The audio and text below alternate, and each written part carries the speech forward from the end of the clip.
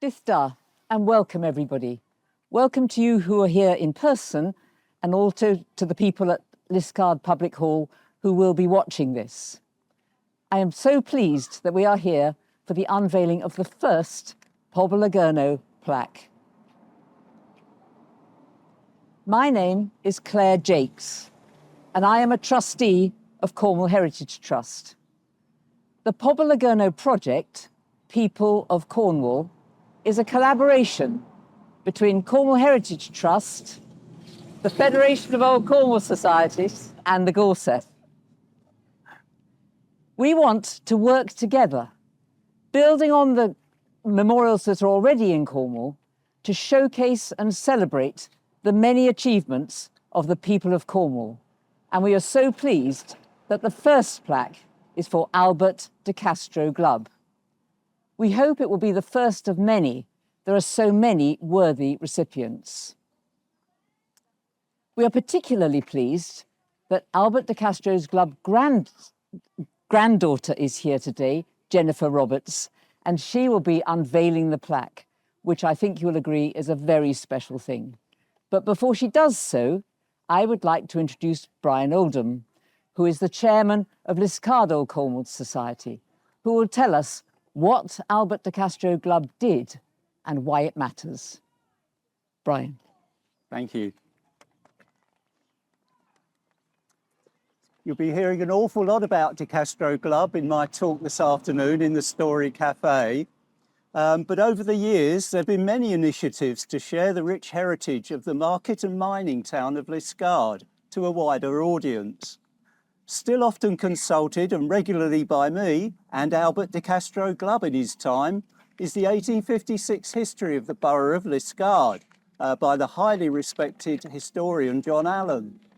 In recent times, Liskeard's annual contribution to Heritage Open Days has drawn many hundreds of visitors to the town and every year receives high praise from the National Organising Committee. 2 months ago, our fabulous Liskeard District Museum received the Cornwall Heritage Award in the for an exhibition by a small museum across the whole of Cornwall. The Hurler and Gough Award in 2024 in the Cornish booklet category was awarded to the museum as the publisher and me as the author for More Peeks into Liskeard's Past. But head and shoulders above these achievements stands the work of Albert de Castro Glubb, who we are honouring today. With support of members of Liskeard Old Cornwall Society, he was able to preserve, repair and bring numerous ancient Cornish monuments out of the hands of private individuals and into the public domain. But more of that in the Story Café today. I'm so pleased that my submission for the plaque that recognises ADC's efforts was successful, as I do feel a certain connection with him being the first president of Liskeard Old Cornwall Society and myself being the current president 97 years later. ADC is unquestionably a worthy recipient of the plaque, and I'm pleased that locally we can continue with the annual cleaning of several of the smaller monuments that he has preserved. I'm sure our ADC would be particularly pleased with the work that the Cornwall Heritage Trust has put in to the preservation of those larger ones. Thank you.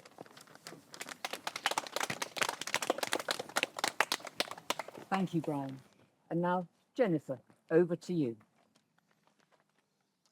Before I unveil this beautiful plaque, I'd just like to say a few words about my grandfather. I was only 3 when he died, so I have no real memory of him, just a vague shape with white hair on top. But it's good to know from my mother's 5-year diary that he fed me at the kitchen table in Pendeen when I was 10 months old. He should, I think, have been an archaeologist. He had such a deep longing to understand the past. In one of his lectures, he wrote this: "Stand on top of the moors, and the moorland, rocks, marshes and tors lie silently spread out before you. Over all seems to brood the spirit of the past, and one's mind seems to conjure up the ghosts of those men, women, and children who inhabited this country in ancient times. There is so much of entrancing interest. It was his desire to visualize the past, to bring it alive in his mind, that led him to roam the countryside and rescue so many ancient monuments. I share his interest in history, so it is with immense pride that I unveil this plaque to the grandfather I never knew. And it's a great pleasure to know that it's the very first plaque of its kind. Thank you, Cornwall Heritage Trust. And thank you, Bertie Glubb, for all you did to protect and preserve the ancient monuments of East Cornwall.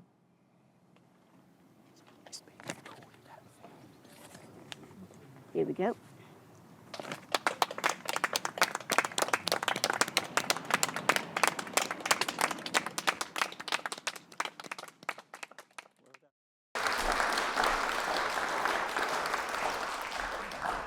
Well, I'm hoping that all the contraptions about my person are working. We all hear you, and I'll just go straight into this. Albert de Castro Glubb, I'll refer to him as ADC, was the first president of Liskeard Old Cornwall Society, and during his tenure was the driving force in safeguarding for the nation numerous ancient sites and monuments by organising transfers from private ownership to the commissioners of His Majesty's Works and Public Buildings, which I'll refer to simply as the commissioners. Several of these are now in the care of Cornwall Heritage Trust. ADC was initiated as a bard of the Gorsedh in 1930 with the bardic name of Pendin. In this 1936 photo, he's the one seated, and standing left to right are Mayor of Liskeard at the time, Edwin Spurway, Liskeard OCS Recorder, W.A. Pascoe, Lou OCS Recorder, C.K. Croft Andrew, a name I'm sure most of you know, and Liskeard Old Cornwall Society Secretary, Mr. A.H. Philp. ADC was born on November 13th, 1865 in Pendine House on West Street, Liskeard. His father was Albert Charles Lyon Glubb, a mayor of Liskeard, whose 1873 entry in the Liskeard Trade Directory is Solicitor, Perpetual Commissioner to administer oaths in the Chancery and Stannaries of Cornwall, Clerk to the Guardians and Sanitary Boards, Clerk to the Highway Board, Superintendent Registrar and Agent for the West of England Life, Fire and Life Office. Lots of little shopkeepers and all sorts of people had agencies for insurance companies across the country. Pendine was built by Peter Glubb, ADC's grandfather, of nearby Westbourne House in 1849, enabling his son Albert and his grandchildren to live close by. Perhaps ADC inherited his grandfather's passion for heritage. In 1856, John Allen wrote, the earliest stone to be found in Liskeard is IH 1583, or J. H, supposed to be John Hunkin, the first mayor under Elizabeth I's charter. It was formerly affixed over the porch of a very ancient house in Castle Hill, demolished around 1820. My friend P. Glubb now has the stone. The stone is currently set into a wall in the porch of Pendine. It's not known which of the Glubbs recovered the 3 pieces of granite now in the garden of Pendine, which when placed together form the name Wilfugers. Crescent Kernow hold 2 documents that refer to that name. In one dated 1598, when he was a husbandman of Menheniot, and the other, the will of William Fugers of Liskeard, dating 1676. Pendine was a busy household in 1871. At the age of 5, ADC was a scholar, as were his 4 older sisters, Christiana, or Chrissy, aged 9, Louisa, 10, Ada, 11, and Margaret, 14. The live-in staff employed by his mother were cook Martha Finch, housemaid Frances Tamblin, and, to keep an eye on ADC, nurse Jane Cornish from Callington. 10 years later, in 1881, ADC was among the 37 boarders at Wells House School, Great Malvern, in the West Midlands. While ADC was away at boarding school, his brother Conyngham and sister Chrissy visited the 4 Liskeard toll gates on October 31st, 1881, the very last day of their existence, and bought a ticket at each one, bearing that historic date. ADC donated the collection to Liskeard Old Cornwall Society, and they're on display at the back of the room. After school, ADC became an articled clerk in the firm of Messrs. Robbins, Billing and Company, solicitors of the Strand in London. He really wanted to study history and archaeology, but due to his older brother Coningham's refusal to follow their father's profession, he was given no choice. Having passed his final law examination with honours, he returned to Liskeard in August 1889 to join his father's law practice at number 6 West Street, which you will probably have noted on the way from the car park. Number 6 West Street and Pendine were designed by the prolific local architect Henry Rice. Number 6 is Grade 2 listed and bears the initials of ADC's father, ACLG, and the date of build, 1865. Not to be outdone, ADC added his initials as projects at Pendine gradually became completed. Although ADC and his father worked together in the family firm, the 1891 and 1901 censuses suggest that he was a regular visitor to the home of Reverend George, Edward and Mrs. Mary May Herman at Doubleboys House, just a few miles from Liskeard. They were the artistic and rather liberal friends of the Glubb family. A family rumour, which is confirmed by his granddaughter, let's see. A family rumour is that ADC's divorced elder sister Margaret was the Reverend George's mistress. And Bertie's elder brother Conyngham, known in the family as a wastrel who sponged off the Hermans, played the same role with Mary, the vicar's wife. ADC met Una Fitzgerald, 17 years his junior, while she was visiting from New Zealand. They married in 1908 and settled in the 15 rooms of Pendine. His father and brother, both experiencing financial difficulties, had moved to the Hermitage in Old Road with only 7 rooms and just 1 domestic servant. Una's grandfather was James Edward Fitzgerald, the first Canterbury pilgrim to set foot in New Zealand and often referred to as the country's first Prime Minister.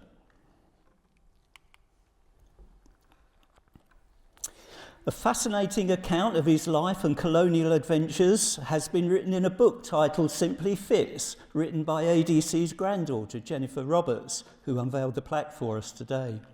Coincidentally, Ian, the current owner of Pendine, was married in the very same church in Surrey as ADC and Una. Just as ADC's parents had employed a live-in nurse for himself, he did the same and employed Edith Annie Jane, an unmarried 23-year-old from North Hill, to look after their 7-month-old daughter, Frances, in 1911. ADC and Una had 2 children, Frances and Peter. Tragically, Peter died unexpectedly, aged only 17, at Charterhouse Public School, where he was boarding. It's said that Una was distraught when a parcel arrived at Pendine containing her son's clothes, all unwashed. ADC and his father, before him, enjoyed wood carving, and there is evidence in Pendine to show that they had become very skilled in the art. Amongst some intricate designs on the half landing are Una's initials. Their impressive work on the staircase leads to the half landing, where ADC's initials can also be seen. Some of the carvings are thought to have been influenced by the Maori artwork in Una's homeland of New Zealand. ADC was first elected to Liskeard Town Council in 1898 and served every year until November 1910. In addition, he was appointed Superintendent Registrar of the Liskeard District, Clerk to the Liskeard Guardians, the Royal District Council and the Liskeard Union Assessment Committee. Later he became the County Coroner, Registrar and High Bailiff of Liskeard County Court. During World War I, ADC oversaw the Food Office and national registration for Liskeard Rural District and clerk to the local tribunal when conscription came in. He made a house he owned in Church Street available for use as a meeting place and recreation centre for the women and girls whose menfolk were away fighting. In the later war years, he became food officer for Liskeard Borough and Loo Urban District. ADC was president of the Cornish Law Society in the year 1925-26 and in the following year resigned as clerk to the Liskeard Rural District Council and carved the fine mayor's chair, which is still in use in the council chamber in the public hall. Its plaque is inscribed, presented to Liskeard Town Council, November 1929, by Albert de Castro Glubb, Mayor of the Borough, 1904-5 and 1905-6, and it's actually on display at the back of the room today. Since the dawn of photography, an image of every mayor of Liskeard has been hung in the council chamber.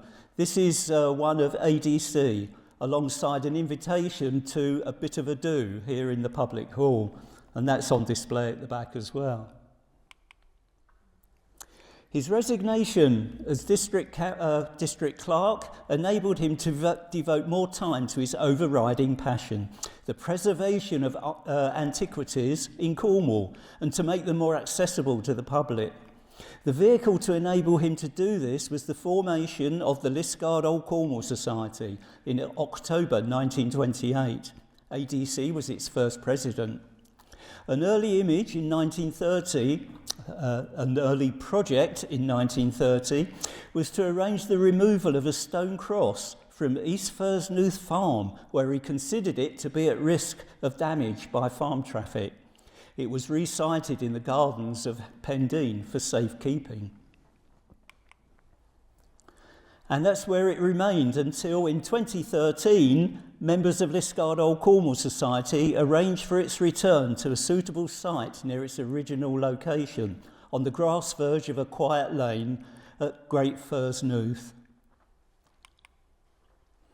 And dignitaries at the rededication ceremony included the Grand Bard at the time, Maureen Fuller, and Cornish Stone Cross expert, Andrew Langdon. In September 1930, ADC wrote to his many contacts across Cornwall. The Cornwall County Council have recently built a bridge at Treverben, St Neot.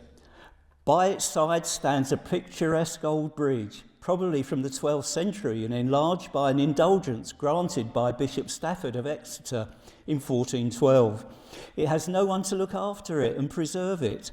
Liskeard Old Cornwall Society have obtained the consent and approval of the council and the commissioners to do certain repairs which will cost £60 at least. So many old bridges have disappeared of late years in this county. Will you help preserve this one? Names in the subscription book include A.K. Hamilton Jenkins, 7 shillings, Charles Henderson, 10 shillings, Morton Nance, 10 shillings, and ADC himself, outstripping them all with £2. The Cornish Times reported that Liskeard OCS had come to the rescue. A document dated November the 7th, 1931, appointed ADC as one of the trustees of all that spot of land, together with the cromlech thereon, and 6 clear feet all round the same, known as Trethevy Stone, with full rights and liberty to pass and repass over the close of land for the purpose of viewing, amending, or restoring the said cromlech. The deed of gift, dated November 20th, 1931, saw the trustees transfer their rights to the commissioners, thereby bringing the quoit out of private ownership and into the public domain, and now under the protection of Cornwall Heritage Trust. And the original documents and many others are on display at the back of the hall. Newspaper reports noted that the gift had caused satisfaction among local historians and members of Liskeard Old Cornwall Society, at whose instigation the present development was brought about.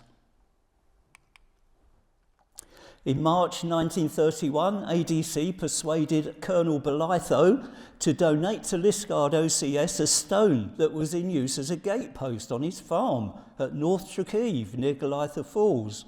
He obtained permission from Cornwall County Council to erect it on a corner plot in the nearby hamlet of Redgate.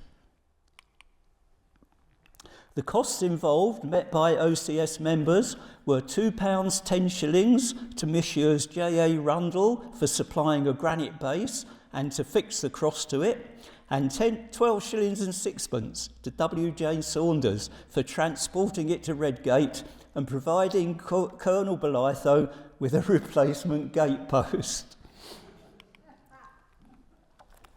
Another cross being used as a gatepost, it's a recurring theme here, this time in St Neot, owned by Messrs R.H. and N.N. Danger of Sydney, Australia, and ADC had to correspond with their solicitors. Agreement was reached for its removal, and once again, a replacement gatepost was agreed. More correspondence with an absent landlord was needed, this time with J.H. Ritalick, Esquire, to obtain a base stone that was built into a hedge on his farm at Tremorcan. It was all agreed, and Wenmouth Cross now stands a mile to the east of St Neot village on the turning to Colliford Lake. In 1932, farmer Mr T. Alford of Polmenna Farm in St Neot managed to hit his gatepost with his threshing machine. The post broke in two and the head of a stone was found to have been buried underground. ADC engaged Mr Hambley of St Neot to repair the cross and supply a modern base. It was erected at the entrance to Polmenna Farm and is thought by some to be a Tor cross, very rare in Cornwall. As there are no signs of breakage, it appears to be still in its original shape. Tor is the 19th letter in the Greek alphabet, which is written in the same shape as the Polmenna cross. In a letter to Henry Jenner, copy at the back, founder of the OCS movement and Gorsedh, dated June 30th, 1932, ADC wrote, "Just west of Mount, an ordnance map has stone cross on it, but I could find nothing. I found a man who said the land was his, and he showed me a stone sticking up 10 or 12 inches above the ground, which he said was the cross. The man said he would sell it, but he had heard tell that a crock of gold was under it, and that if anybody tried to dig up the cross, there would be lightning and thunder and other disagreeable things, which would make the experiment decidedly risky. The sale went ahead with no disagreeable consequences and now stands on the southeast edge of Tresler Down, half a mile west of Mount." Also in his letter to Jenner, ADC asked Jenner's advice regarding two stone crosses he had discovered at Welltown in Cardinham. One was fixed against a pig house and the other as a gatepost. Farmer Runnels agreed to exchange the crosses for two granite posts he could make use of. Jenner approved of the nearby site suggested for the crosses, and ADC wrote to the commissioners for permission and also requested a contribution of £5 towards the cost. Permission was granted, but they added, "We regret we have no funds from which we can contribute towards its cost." In another letter to Jenner in the same month, June 1932, ADC wrote, some years ago I was told of a granite post to be seen on a footpath between St Eve and Quiddick, which has a top which looks like a socket. Being at St Eve last week, I induced the rector to explore. We found the post in the glebe, and his gardener soon unearthed a fine Latin cross, some 6 feet long, which is to be erected by my society on the churchyard wall, facing the main road. The rededication by Reverend A. Walcott Crockett took place on July 24th, 1932, but with no plaque to record OCS's involvement. The plaque at the site of King Doniert's stone warns visitors that this monument is in the care of the Ministry of Buildings and Public Works. It is an offence to injure or deface it. ADC drew up a deed of gift which transferred ownership of the monument and land from GPN Glencross, M.A. Rundle and L.S. Lang to the commissioners. It was signed on July 28, 1933, and Glubb witnessed all the signatures. He also raised the £50 needed to build a new 5 feet hedge, a Cornish hedge against the adjoining field, and a dwarf hedge 4 feet from the road with an entrance stile in the middle. Cornwall Council took down the existing hedge, widened the road by 7 feet and relaid the grass verge, cost £20. The Cornish Times reported that Liskeard OCS has won a name for itself in Liskeard for its activities in the preservation of those ancient monuments in which the district is so rich. The Society's efforts deserve appreciation of support of all lovers of Old Cornwall. ADC bought St Keyne Well when it was in a ruinous state in November 1934 from John Cosmo Stewart Rashley for £2. With members of Liskeard OCS, he raised the money needed for its restoration and on completion gifted the well on the 4th of July 1936 to Reverend Canon Frank Rupert Mills, rector of Liskeard and St Keyne. ADC set up a trust fund with £100, the £3 per year interest to be used for charitable purposes in the parish, only if the parishioners kept the well in a tidy state. The fund was eventually wound up, but St Keyne residents and Liskeard Old Cornwall Society members still combine to tidy up the well every spring. We're going there a week on Saturday if anybody wants to turn up and help. In January 1935, the Hurler's triple stone circle on Bodmy Moor was passed into the care of the commissioners by the Duchy of Cornwall. But the nearby 2 standing stones, known in 1935 as the Pointers, now the Pipers, and the access track were on the manor of Rose Craddock's land. After much correspondence, ADC prepared a deed in which GDP Hawker, GPN Glencross and R. Hocking appointed the commissioners as guardians of a piece of land adjoining a monument known as the Hurlers in the county of Cornwall, dated 22nd of May 1935. This enabled Raleigh Redford's excavation of the Hurlers to start almost immediately. And the following notes are taken from an ADC lecture and it continues. In July 1934, I met Raleigh Redford and the heads of the commissioners at the Hurlers, where they saw in what a dilapidated condition they were, most of the stones lying prone, leaning or moving. I suggested to Sir Charles Pearce, head of the Office of Works, that they should excavate and restore the circles, and he promised to do so. As they say, the rest is history. During the time of the 1936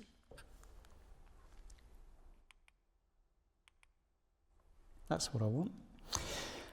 During the time of the 1936 excavation of Castle Door, which revealed evidence of 20 huts inside an Iron Age hill fort near Foy, ADC sat on the Cornwall Excavations Committee of the Royal Institute of Cornwall, alongside Raleigh Radford, Quillicooch, Morton Nance.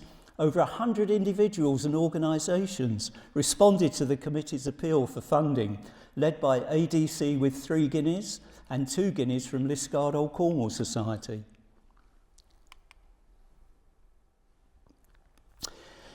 In a document dated June the 10th, 1936, James Hicks of Dupath Farm, for a fee of £1, granted ADC with an option to purchase, valid for 12 months, for all that piece of land and the ancient monument standing thereon and known as St Ethelred's Chapel, or more commonly as Dupath Well.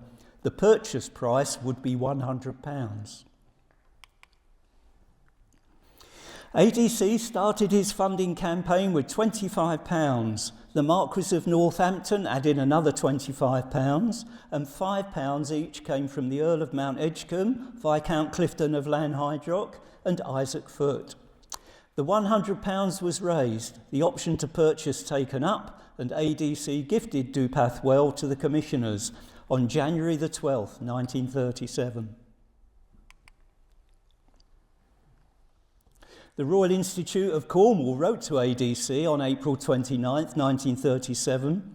At a council meeting held recently, it was reported that you have successfully completed the purchase and transfer to the Ministry of Dupath Well.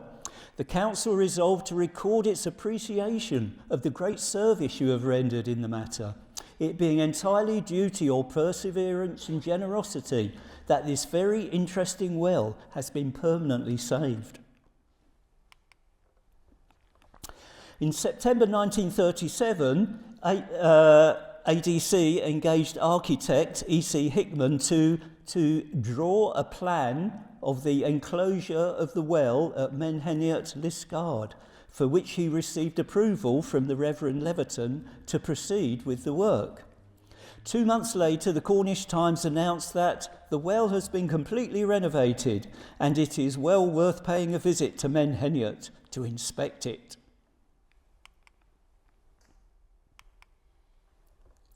ADC arranged the sale of the Well of St Lalui from Archibald Harold Hill, farmer of Poole Hall, Menheniot, to Reverend Canon Edward Spry Leverton, vicar of Menheniot, for £1. In recent years, it has become rather neglected. Until Liskeard Old Cornwall Society members joined forces with the parishioners to establish an annual spring clean, and in the process uncovered a slate path that had not previously been seen by anyone present. We were taking on the end of a shovel lots of mud out of the well, and while I was holding the shovel, the ladies were picking out little newts that had got on the shovel and popping them back again. In 1934, ADC found time to write a 56-page booklet titled When Cornwall Had 44 MPs, A Tale of Times Which Have Vanished. In his preface, he wrote, I have a considerable quantity of old papers. Every now and then I come across something which gave me a bit of information about the long-forgotten political past of this little town of Callington. I have ventured to reproduce these in the hope that they may be of interest to Cornishmen and others, and to them I have added an account of the Liskeard 1832 election.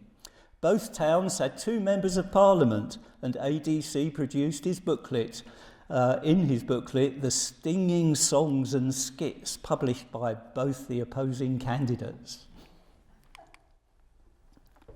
The Cornish Times on August 7, 1936, reported on the generous donations by Liskeard residents towards a permanent memorial to the late King George V, particularly ADC's offer of land for a recreation field and of money towards a swimming pool. It should be recognised that Mr. ADC Glubb's gift is a really magnificent gesture, And when he follows it with a promise of up to £200 in cash, it becomes rather difficult to find the right words with which to make due acknowledgement. Much has been written about Mary Bryant's escape from Botany Bay and her involvement with Boswell in the 18th century biographer and diarist, since this book was published in London in 1938. It's on display at the back. For research into Mary's connection with Cornwall, the author, Frederick A. Pottle, approached ADC, who is mentioned in the preface. I wish to acknowledge assistance from Mr. A.D.C. Glubb of Liskeard and Mr. T.H.L. Honey of Foy, who helped me with local researches. At one time, ADC owned an Elizabethan farmhouse on the North Cornwall and Devon borders called Tackbear, which Diane Kirby, the owner in 2021, told me she still contains many of his wood carvings, as well as a stone cross base in the garden. In her garden in Wiltshire, ADC's granddaughter Jennifer has several granite items collected by him, including a Saxon font. On the right is an image from Tackbear that Diane sent me, and on the left is the original design by P. Mary Bosomworth, dated October 1940. There's two books about the manor of Tackbear in the South West Heritage Trust's Devon archive, one written by ADC and one by his daughter, Frances Roberts. In 1943, during the height of World War II, ADC wrote to his 6-year-old grandson, Gervase.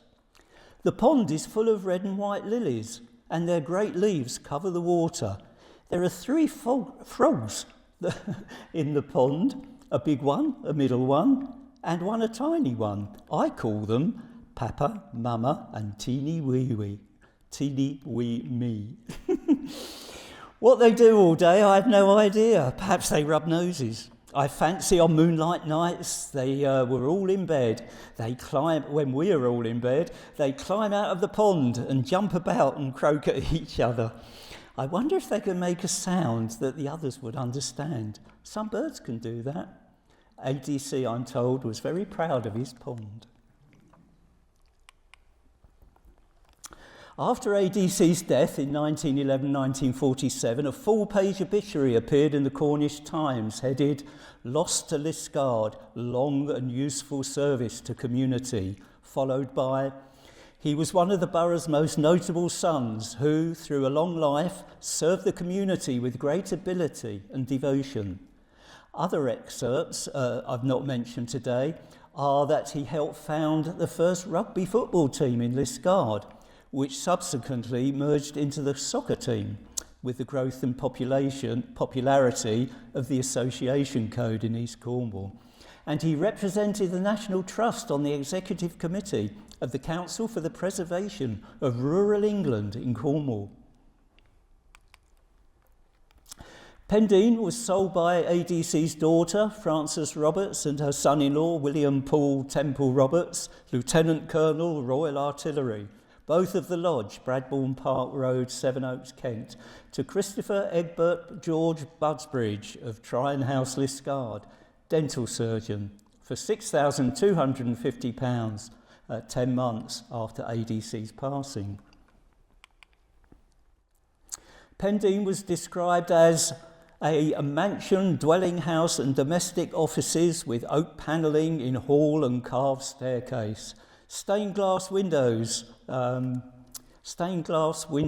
in staircase, panelling in Queen Anne drawing room with mantelpiece and carved doorway, Jacobean oak dining room mantelpiece, carved overmantel, stained glass window, fixed bookcase and cupboards in study, stables, garage, offices, pig's house, shed, outhouse where a small amount of amateur wood carving took place, and a WC and ash pit near the dwelling house. Mr. Busbridge reaped the benefit of one of ADC's shrewdest decisions.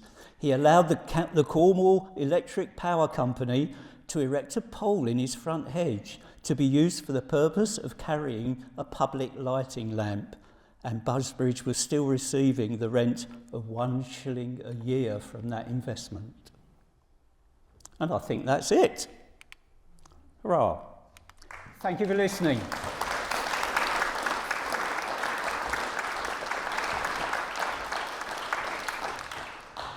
Thank you ever so much, Brian. I know you said you have to be finished by 3:45 on the dot, so I think that gives us 7 minutes if anyone has any questions. So if anybody's got anything they'd like to ask or pose to Brian, then now is your shining moment. There's a strong possibility I would pass the questions over to ADC's granddaughter, but if anybody's got anything they want to add or correct or question, brilliant. Right, let's wrap it up. There's somebody over there. Sorry, Brian. That's okay. Where did the De Castro bit come in? Good question. Jennifer, people keep asking me, where has the De Castro name come from? I wish I knew.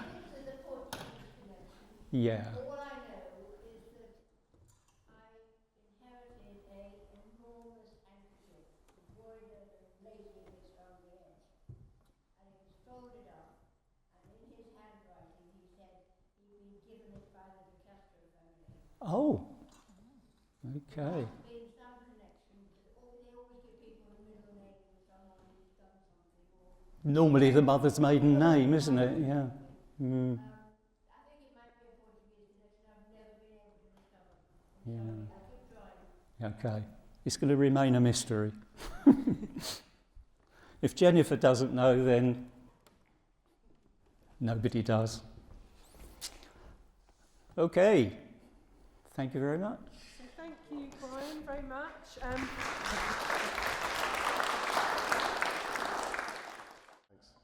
So I've been asked to talk about the 4 sites that the Cornwall Heritage Trust manage, which were saved by, I'm afraid I'm going to call him Glubb. I'm tempted to call him Bertie because I know that's what he was known as, but I don't feel I should. And I've noticed that the layout of my slides has gone awry, so I hope that isn't going to be the case throughout.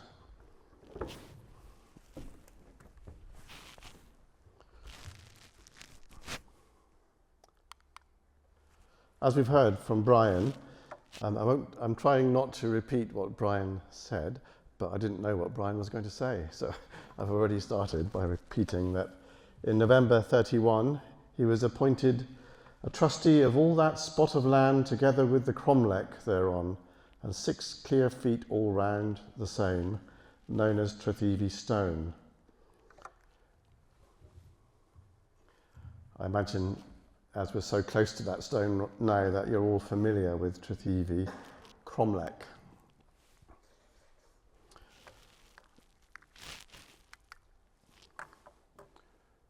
Trethevey cromlech is one of the first archaeological sites to have been recorded in detail by John Norden in about 1584.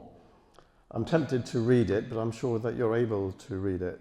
It hasn't gone out of sync, the writing here.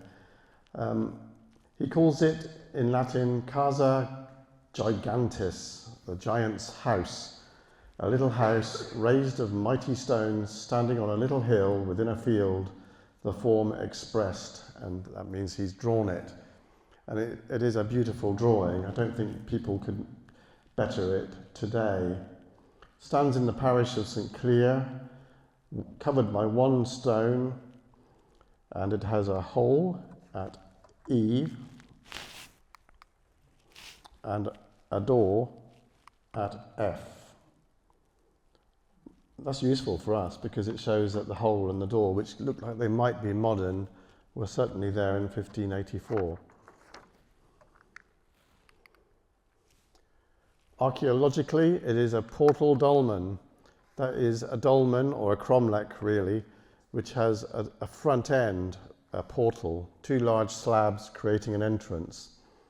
There are 3 of these in Cornwall: Zenercoit in Zener, Porton Coit or cromlech near Padstow, and Trethevey. A cromlech is what we call them in Cornwall, and it was nice that the deed describes it as a cromlech and not a quoit. Cromlech is the Cornish word, a Cernuic word, cromlech. Cromlech, a crom, curved, and le, slab. The earliest reference to a cromlech is as early as the 10th century, when there's a boundary clause for St Berrian in the far west, Cestell Cromlech, which is at Caerbran, another Cornwall Heritage Trust site. And the word quoit, which has become familiar, is a fairly recent English dialect word for cromlech.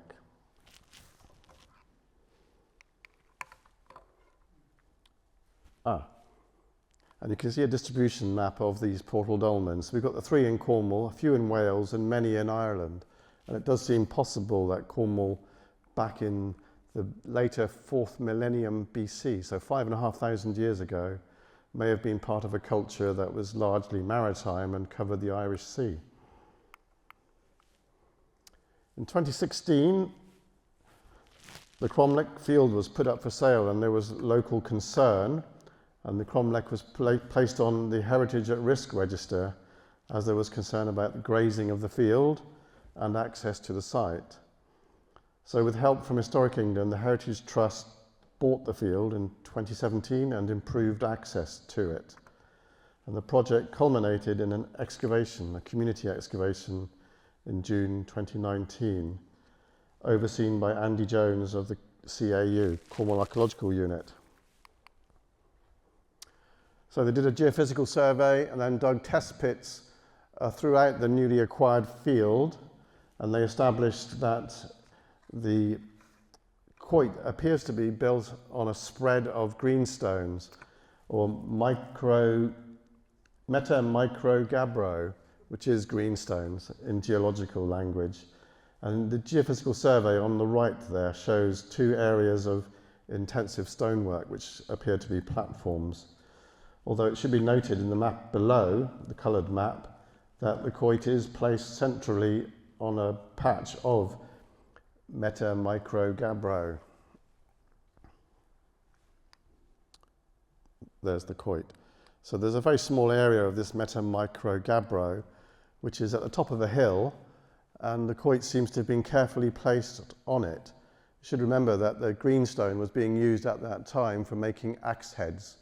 So that here are examples of these stones, unshaped, all perfectly natural and broken, but they would have been of value to the people of the Neolithic period, and that may be why they built the quoit precisely where they did, and not, for example, on Bodmin Moor itself, or Foy Moor, or Goonbren. It's called a portal dolmen, and it's regarded as a chambered tomb, and therefore people think that it's where people were buried, but it is actually far from certain that cromlechs were used as tombs. It's more likely that they were returned to by people to do ceremonies and rituals, as in this reconstruction drawing or painting by Jane Stanley. And as I've written here, perhaps in prehistoric times the ancestral dead were considered to be mediators between the community and its gods, and that places like this were an important interface between these 2 worlds. Actually, I didn't write that. I think I borrowed that from somebody else. And what I can say is that I appear in that picture, so you've got a few seconds to find me. And I can also say that that picture now hangs on my wall at home.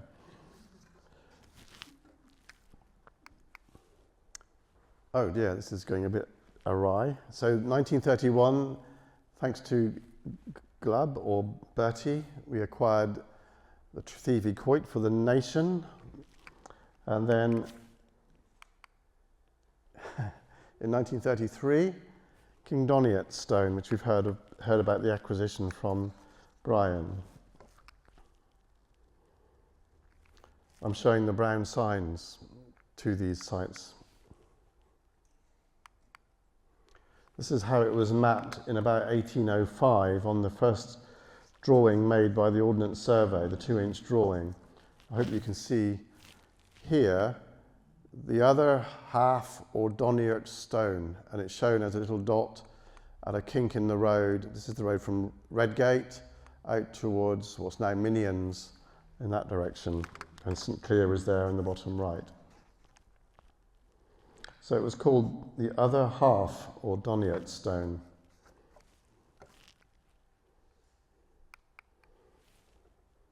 As we've heard, Glubb prepared the deed of gift in July 1933,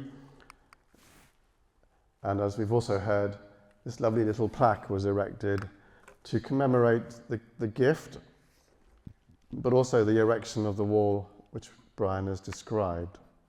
And it also makes it clear that it is an offence to injure or deface it, and it still is. So the site is a single site. It's called the T'other Half Stone, or it was known as the T'other Half Stone. They're fragments of two fine early cross shafts. They're both partial, known collectively as T'other Half Stone, or more correctly, 1.5 stone. They're broadly contemporary with each other, according to Anne Preston-Jones and Elizabeth Akasha. So they would be late 9th or early 10th century. And as you can see, they were one of the first Cornish archaeological sites to be recorded by John Norden in about 1584. I haven't given the whole of his description of them, but he says they're in St Clear, a parish situate near the craggy moors, wherein standeth a monument of very great antiquity, called the Other Half Stone, which standeth in this form, and he's done a really quite a good drawing of it. So that's the front on the left and the back on the right. It isn't a drawing of the two stones. And here are some really fine photographs taken by Anne and Andrew of the stone, the four sides of it, from their recent corpus. The Doniert stone. It's the lower socketed part of a composite cross shaft, and you can see the socket here. You can see that it's been hollowed out, and you can see it again there. So it would have had a taller shaft going up quite a height. It would have been a substantial memorial to a king. Doniert, pronounced Doniarth or Dungarth, is believed to be the last Cornish king. He died in about 876. But the style of the decoration on the other sides of the stone is more of the Viking age, and it should be a little later. So there is uncertainty about when the stone was carved. It might not have been immediately after Donierth's death.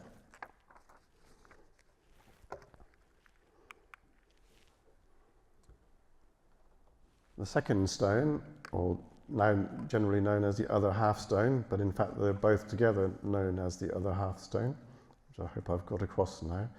The second stone is also an unfinished cross. It's a part of one. Only one side was completed, 8-strand plait work, according to Anne and Elizabeth, but it's broadly contemporary as a style with the Doniert stone. And it's been described in great detail and photographed in that wonderful corpus, which I recommend you get if you're interested in these early stones. I just want to say something about where it is. It seems to be in the middle of nowhere, but in fact it isn't. Well, it does seem to be, but it isn't. The stones, one of which commemorates a king, were placed close to Liskeard. And the first part of Liskeard's name is Lis, Cornish for a court, usually a kingly court. And it stands beside two of a king's main areas of interest. A king was a person who had a function to society. It was through the king that the roads and commons were made secure. The early kings of Cornwall and elsewhere in Britain ensured that there was safe and fair grazing of the commons, which was one of the great resources that the farmers of Cornwall would have required. And the moor is immediately to the north of these two stones. The moor that is dicitur in nostra lingua Gunbren, in lingua Saxonum fui mor. In the Cornish language, Gunbren, in the Saxon language, fui mor. And the king was also responsible for ensuring that people could pass through the country safely on what are now known as the King's Highways. And the stones are actually placed very nicely alongside the main road from Lanson, which would have been the capital of Cornwall, on its way to Bodmin, but also on its way to the south coast and around Foy. That's the north-east to south-west orange line, and also from the Liss at Liskeard across the moor to Camelford, where there was a road once that crossed the moor from southeast to northwest, a road that still existed in the late 17th century. So the way I see kings, I don't know whether you do the same, but the way I see kings is that they're the servants of the people, and therefore the people remember the king, especially if they're good kings, which I imagine Doniert was, judging from the skill of the workmanship.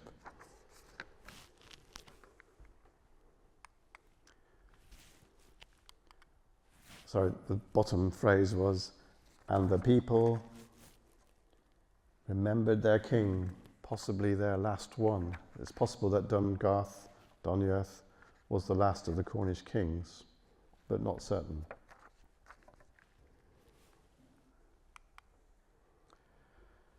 Right, I wonder what happens this time. The Hurlers and its brown sign. So 2 more years passed before the third of the sites to the north of us on the edge of the moor was saved by Glubb. The pipers rather than the Hurlers. The Hurlers had already, as Brian said, been given to the Ministry of Works in early 1935, and in May of that year, that's 90 years ago now, the pipers were acquired with the help of Glubb. And there they are, the 2 stones which this photograph, which I got off the internet, shows framing Stows Hill. Oh, you can't see it, I can see it. There it is. Those are the 2 stones, the pipers, and that's Stows Hill between them with the cheese ring. I have to say that I'm not entirely convinced that they are prehistoric stones. They could be medieval parish-bound stones, but they've become accepted in the world of megaliths as being part of the Hurlers complex.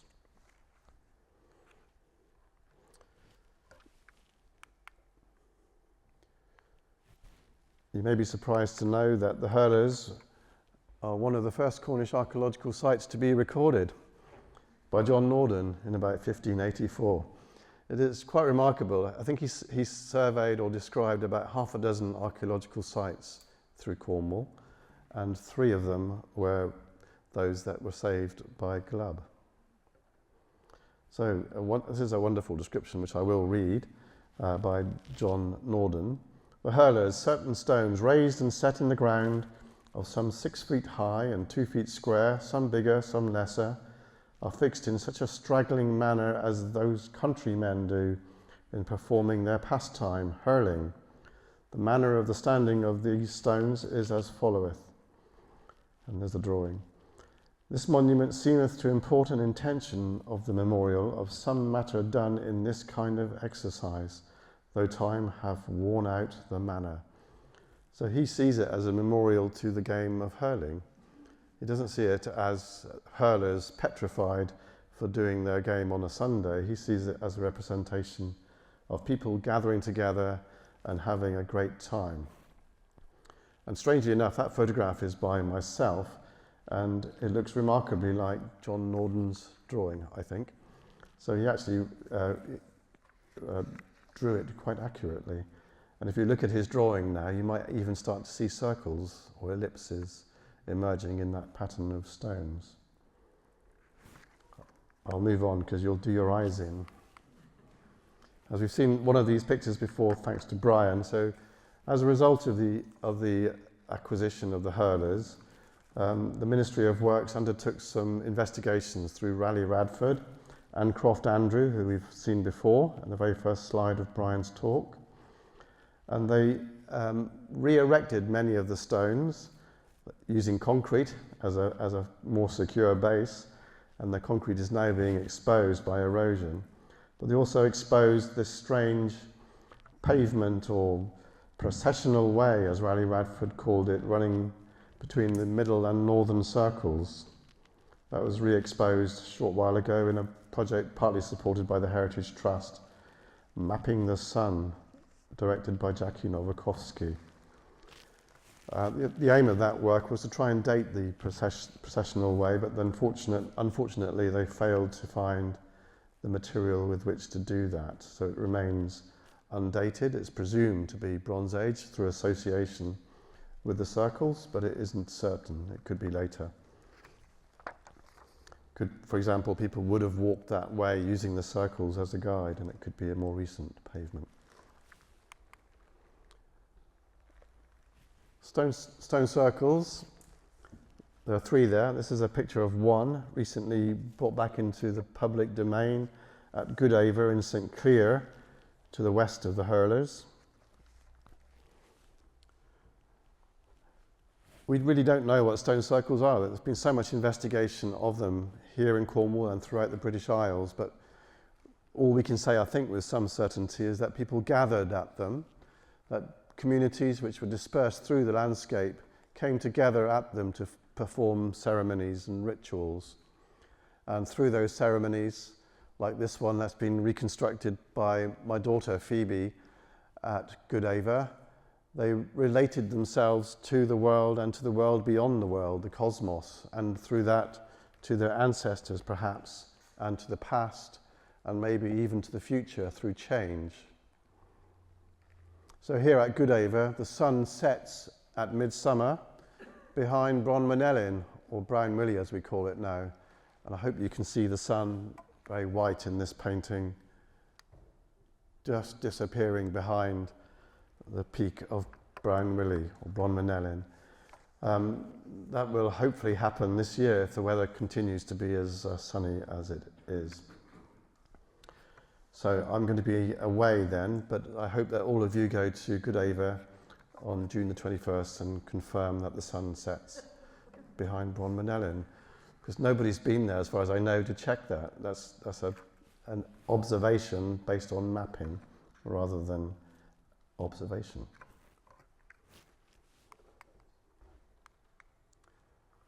Here's a map in the bottom right of all the stone circles currently known on Bodmin Moor. They're still turning up. For example, Westmore Gate may not be a very familiar circle to you, but that was discovered about 10 years ago up in Alternun. Chris Tilley, the bloke in the bottom left, noticed by looking at the maps and also by exploring the moor that almost all of the stone circles are pretty well south of a prominent tor. And then Roger Farnworth, who some of you may remember, suggested that people gathered at the circles at night and watched the stars rotate around the pole star, which in those days would have been Thuban, not Polaris. And they would have noticed that the stars also slipped behind the tor, and 2 or 3 cold hours later, the stars emerged again on the other side. So the tors he associated with the stars he associated with the ancestors, and he saw people gathering at these circles at night to watch their ancestors pass behind their important tors.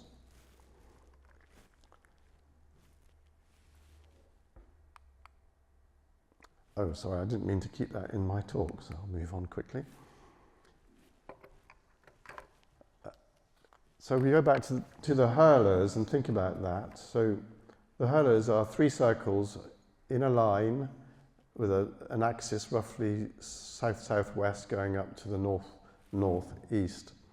And Roger's idea, which I think I support, is that the first circle is the southern circle, and you stood beside the stone at the south side of the circle and watched the pole star hang above the cheese ring, or one of the cheese rings on top of Stowe's Hill, and then all the other stars go in and out behind the hill. Can you imagine that? And then over a few hundred years, through the thing called precession, the pole star moved slightly away to the west, so that it was no longer over that cheese ring. So you either struggled conceptually by staying where you were, or you built a new circle slightly to the east to be able to see Thuban over the rock again. And then a few generations later, the same problem occurred, and you did the same thing again. And what might support this theory, because the Hurlers is almost as good as Stonehenge. There's about as many theories about Stonehenge as there are people living in Britain, and there are about as many theories about the Hurlers as there are people living in Cornwall. So this is another one. One of the things that might support it is that each of the stone circles was built using different granite, so it was built afresh and possibly considerably later than the others, from using stone from a different source. I'll leave that hanging and go on to the fourth of the four sites that the Heritage Trust look after, which was saved by Glubb. We've heard about the acquisition of this, a really brilliant piece of work by Glubb. So he paid £1 and then promised that within a year he would raise another £99 and then be able to purchase the site for the nation, and he achieved that. That lovely little drawing is by J.T. Blight.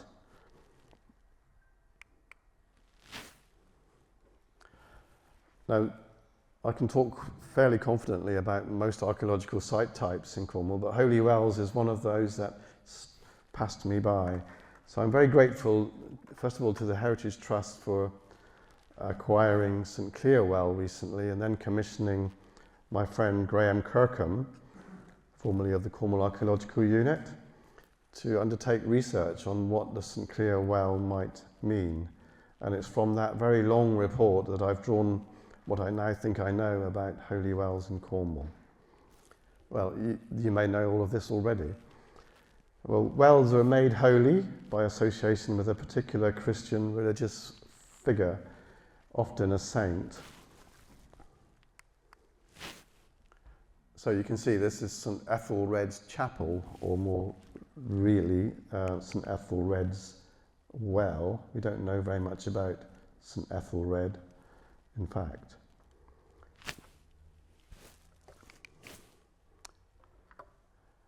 So this is Graham speaking in the bottom left, and I'll have to read the bottom line to you, or maybe I'll read it all because he writes so nicely.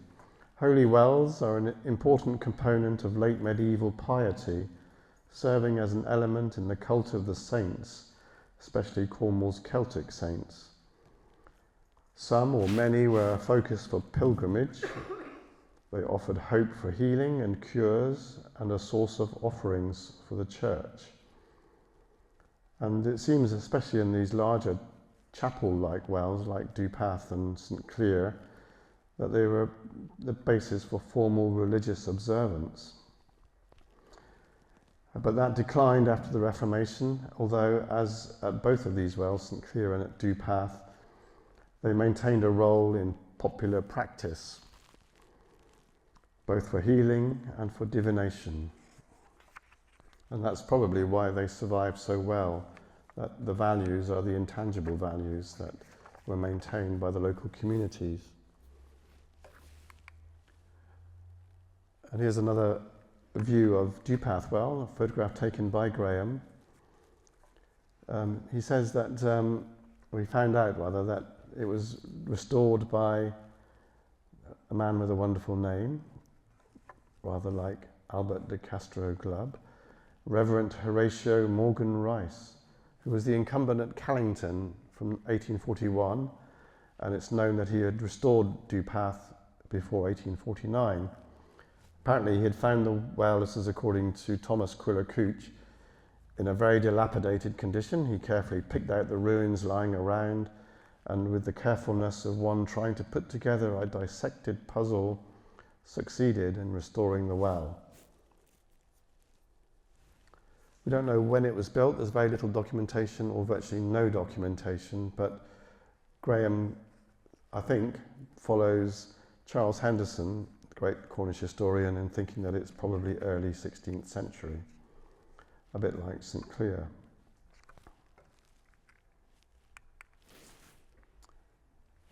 Some of these Cornish wells, and Dupath is one of those, are on through routes, long distance routes. The name of Dupath, which is recorded as early as 1175 as Dupath, means, it's an English word, means thieves' path, thieves' path. And Graham says that's presumably a long established route. And my wife, Kathy Parks, has also looked at Dupath and helped me draw this line on the map made by Thomas Martin back in 1748, showing it on the path from the enclosed land around Dupath and to the south, out onto Hingston Down, the great downlands of East Cornwall that are now largely enclosed apart from Kit Hill. And in the springtime, in fact last week, May the 1st, the animals would have been taken to the downs to graze, the flocks and the herds, taken up along that lane and may have stopped and had a catch-up of water at the well. At least that's what I think.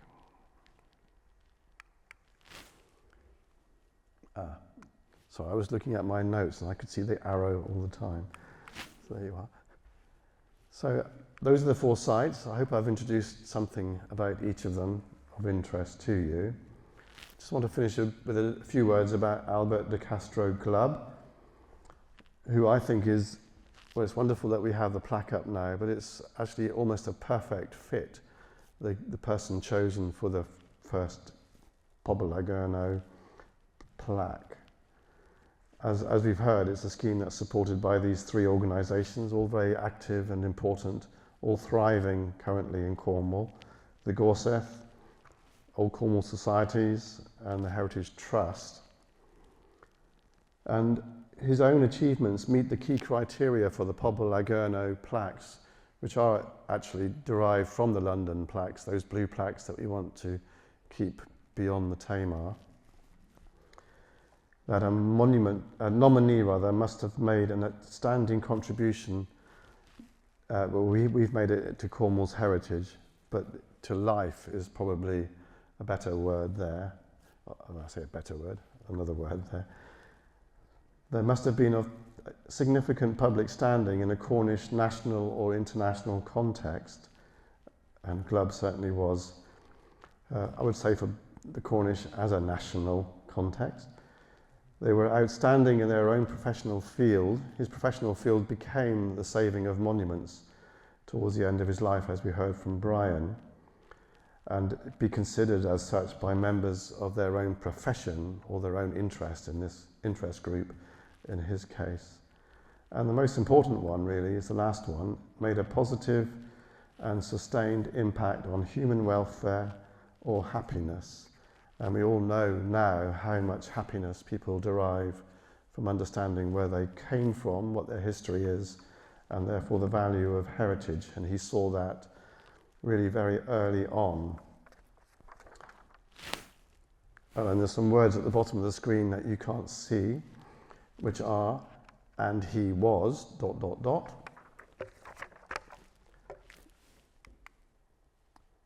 He was an early bard and president of the Liskeard Old Cornwall Society. So I don't want to repeat what Brian has said there, but you can see that there was a local account in the Western Morning News of that gathering at the Hurlers for the Gorsedh, in which he was made a bard alongside Croft Andrews. They may have taken themselves to one side and planned their campaign at the Hurlers on the day that they were made bards. I'd quite like to think so. He was not a member of, or a trustee even, of the Cornwall Heritage Trust, but that's only because they didn't exist then. He was, in fact, as you've seen from Brian's talk particularly, a one-person predecessor of the Cornwall Heritage Trust, so I think we can therefore claim him. He saved sites like we do, and like we do, he championed all aspects of Cornwall, past and present. So I've just put up in the last 3 annual reports of the Heritage Trust our own Glubb-like acquisitions across the whole of Cornwall, not just around Liskeard, although one of them is at St Clear.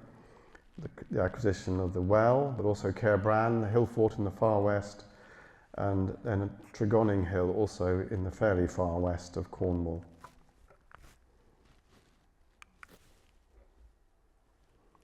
And here's a map showing all the Cornwall Heritage Trust properties at the moment.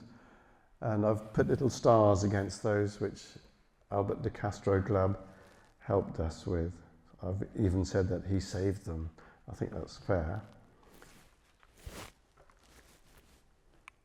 So it's wonderful to have received this picture from Sarah a few weeks ago, showing us that it was really going to happen. And today is the day that it has actually happened, of the unveiling of this wonderful plaque. He was also not a member of the Cornwall Archaeological Society, I have to say, because I'm the president currently of that society. But I'm sure he would be a member. He may well have been the president in my place, and I'd be very grateful if he was. Because again, the Cornwall Archaeological Society didn't exist in his time, but he was an archaeologist.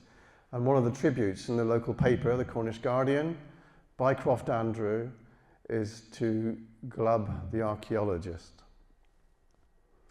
If he'd lived to 96, he would have been one of the founding members of the Cornwall Archaeological Society, I'm sure.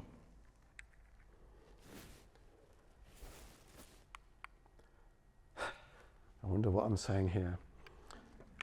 It also seems likely that he would have supported Pobel A Gernow, I think. He may have even instigated Pobel A Gernow and got there before we did. I meant to have this slide before that comment, but we heard this from Jennifer this morning, Jennifer Roberts, his granddaughter, that in one of his lectures, Albert de Castro Glubb said this: "Stand on top of the moors, and the moorland, rocks, marshes and tors lie silently spread out before you. Over all seems to brood the spirit of the past, and one's mind seems to conjure up the ghosts of those men, women and children who inhabited this country in ancient times. There is so much of entrancing interest." So there's, I'm sure you all know where that is. That's Routor off there in the far left, Brownwilly or Bronmanellin, and Liskeard Hill in the foreground with the homes of the men, women and children. And it's lovely that he thought of the children as well as the adults. So, final thing, blue plaques became black plaques for a while, and then thanks to the partnership with the Gorsedh and the Old Cornwall Society, Nev and Paul turned English into Cornish, and Pobel A Gernow. It was, though, still inspired. I think the quality of the Pobel A Gernow plaques will be high because we've tried to follow the process that was established over 120 years ago in London for the London blue plaques, currently managed by English Heritage, but managed previously by a whole range of London-based organisations. High quality process of identifying who to plaque, as a verb, to plaque, but also very high quality plaques. And if you go and have a look at the plaque along the road, West Street, to Albert de Castro Glubb, you'll see that it's made by the same people who make the London blue plaques. Ceramic, slightly bowed surface so that the rain continually washes it and cleans it and keeps it sparkling. And it has a certain quality. The lettering obviously is hand carved, and the design of the lettering, the placement of them is very carefully done. And for over 30 years it was done here in Cornwall by the two people at the bottom left, Sue and Frank Ashworth, who lived, or probably still live, at Barded, opposite Foy, opposite the China Clay Works. You can see the China Clay Works, and they used, some of the clay was Cornish China clay in the London blue plaques. They've now retired. Oh, I should have had this picture up first, Claire. The driving force in the last decade has been the trustee Claire Jack. Sorry, Claire, I've forgotten how you say your name. Jakes. Yes, I've known Claire for more than 12 years. I think I'm nervous. So Claire has been the driving force, even though we're really grateful to everybody who supported the Pobel A Gernow plaques. So I thought I ought to acknowledge that. They're now made in Wales by Ned Hayward, this chap, in Chepstow. He makes the London blue plaques as well, but he now makes the Cornish ones, including the wonderful one to Albert, which was unveiled this morning by Jennifer, his granddaughter. So, Muras, Albert, and thank you all for supporting Pobel A, I've lost my last word, Gernow. Thank you.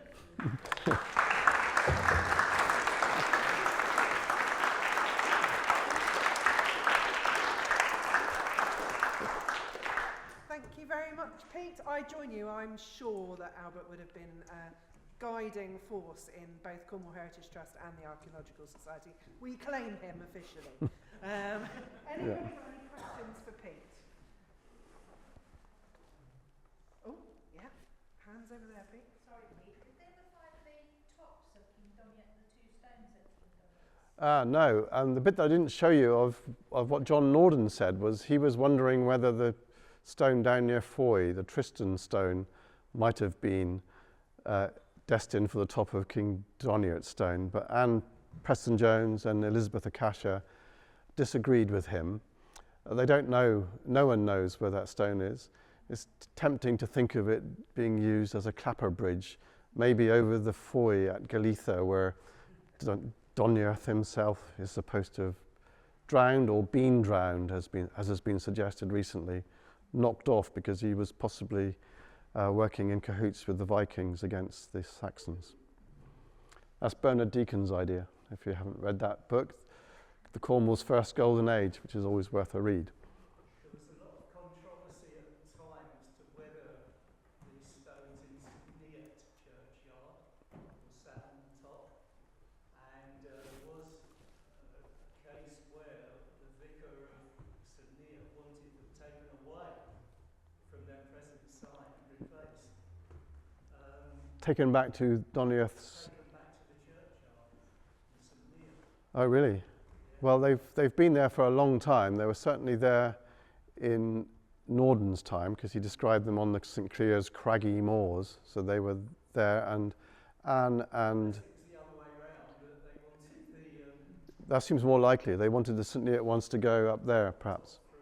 from Yeah. here to go onto the bottoms. Not correct archaeological terms, I'm sure. Well, I think it's reasonable. Tops and bottoms. Yeah. Yeah. Sat on the lower Yeah. shelves at Yeah, I think Anne and Elizabeth would have considered those stones as well as possible candidates to go on top of the Doniert stone, but they didn't think they were correct. Roughly contemporary, though. It would have been the right sort of period. So with a question in the front. In the Bronze Age, was Bodmin Moor open moorland, or did it have different vegetation?